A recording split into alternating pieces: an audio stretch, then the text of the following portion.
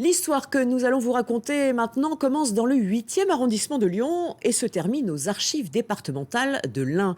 C'est l'histoire d'une valise pleine de négatifs photos, mystérieusement retrouvée dans une rue du quartier Montplaisir et désormais prise en charge par les archivistes de Bourg-en-Bresse.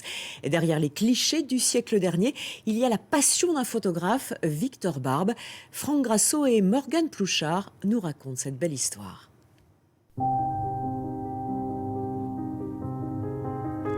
Une ancienne valise au contenu surprise.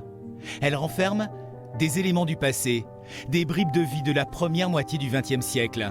C'est aujourd'hui une pièce d'importance aux archives départementales de l'Ain. J'ai conscience d'avoir collecté une valise qui correspond pour nous à un vrai trésor. 600 négatifs, quelques clichés développés, des films trouvés dans cette rue de Lyon. La valise était posée sur un muret, un cadeau tombé du ciel lors d'une promenade. C'est juste qu'une vieille valise dans un endroit un peu moche, ici sous la pluie, ça nous a un peu interloqués. Et quand on a regardé la valise, il y avait vraiment plein de vieilles photos, des photos qui étaient dans des pellicules et des plaques de Brome aussi.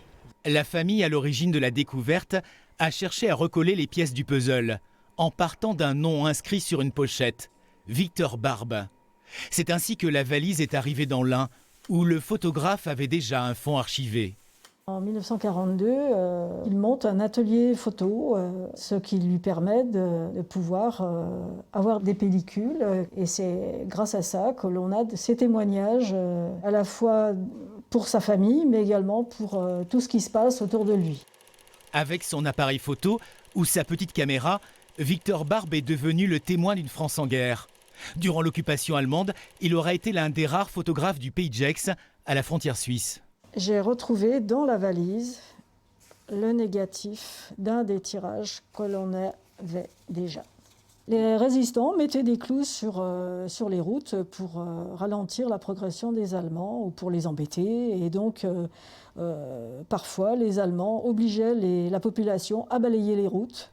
Mais tout cela ne nous explique pas comment ce butin historique a pu être abandonné dans un quartier lyonnais. Aucune idée, aucune idée.